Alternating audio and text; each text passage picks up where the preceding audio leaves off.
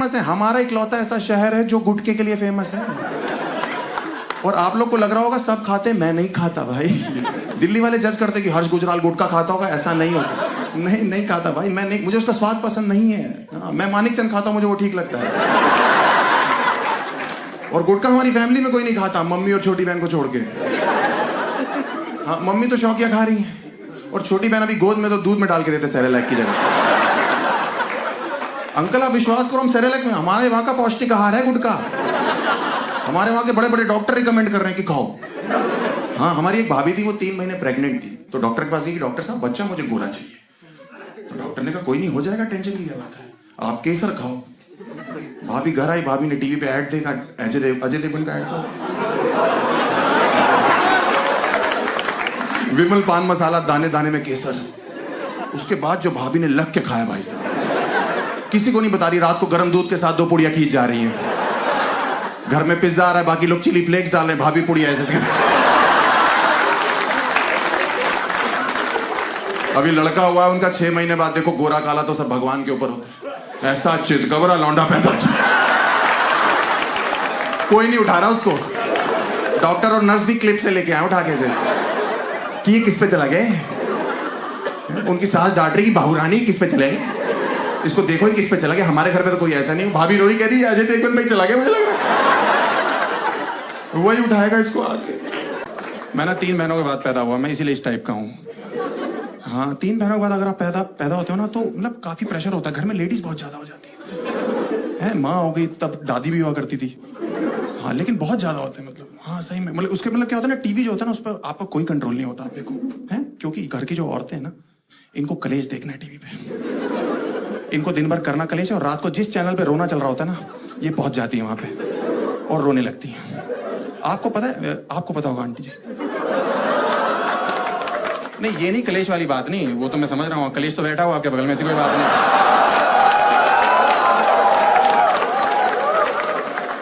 मतलब मैं ये कह रहा हूँ कि आपको पता है सारी औरतें इंडिया की कलेक्टिवली कब रोई थी एक साथ टीवी देख के?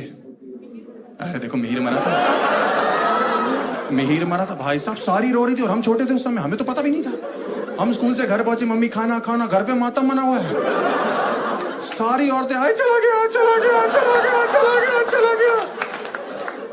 मैंने कहा मम्मी क्या हो गया? कह रही बेटा सब खत्म हो चुका है। मैंने इधर उधर देखा, मैंने कहा पापा कहाँ है?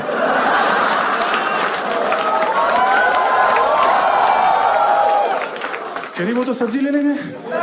मैंने कहा फिर सब कैसे खत्म होगा, हमारा वाला तो ठीक चल रहा है। भाई साहब कह रही है मिहिर मर जाएगा 11 बजे रात को। मैंने कहा कौन मिहिर? कह रही तुलसी का पति। मैंने कहा कौन तुलसी? कह रही बा की बहू में तेरी बा का कौन बा? पूरा दिन हमारे घर में खाना ही नहीं बना दुख के चक्कर में, दुख का माहौल। हम गैस ना बन जाए इसलिए सरसों का तेल डाल के ढूंढनी में काम चला रहे हैं। यहां हमने लौंग रखी हुई है।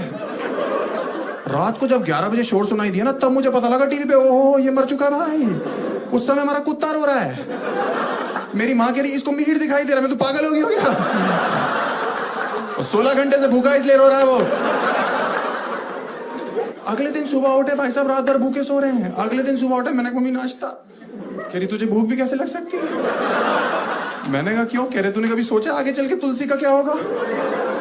वो दिन है और आज का दिन है। मैंने बीटेक कर ली, मैंने एमबीए कर ली, मेरी नौकरी नहीं लगी, बिना डिग्री के एजुकेशन मिनिस्टर बन के बैठी हुई है।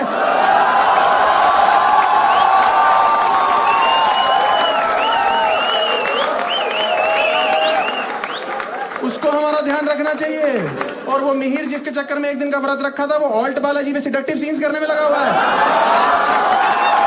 पास करना पड़ेगा कि कानपुर एक, हम लोग बहुत खाते हैं यार, विच इज नॉट राइट।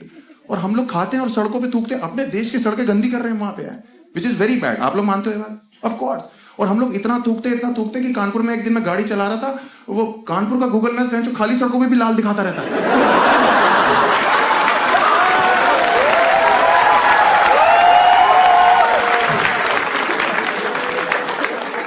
इंसानियत से विश्वास तो मेरा उस दिन उठा जिस दिन मैं कानपुर में गाड़ी चला रहा था। वो गूगल मैप्स वाली औरत होती है ना, वो बोल पड़ी please take a U turn.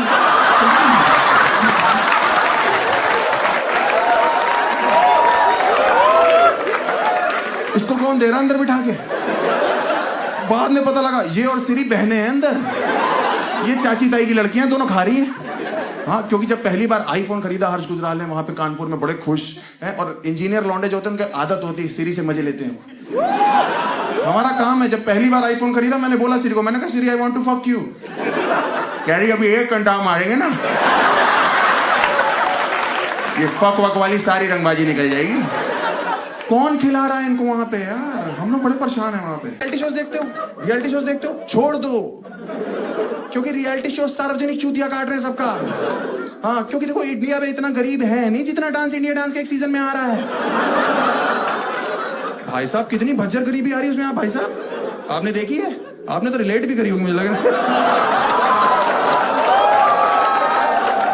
मुझे पता शक्ल सब कुछ नहीं होती, दिल अच्छा होना चाहिए।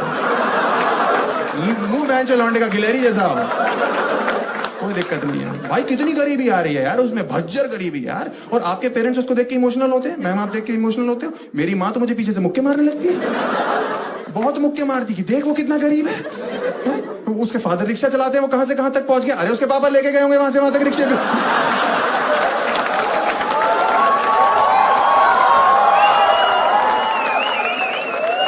ऐसे कैसे पहुंच गया?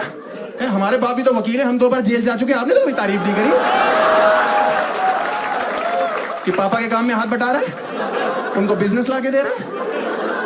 भाई साहब जलील कर रहे हैं, सुबह सुबह रिपीट टेलीकास्ट में मेरा बाप मुझे जलील कर रहा है। मैं नाश्ता करने ही जा रहा हूँ, कह रहे वो देखो कितने गरीब है, तुम्हें सारे ऐशो आराम दे रखे। ऐशो आराम पराठे के साथ सॉस खा रहा हूं मैं।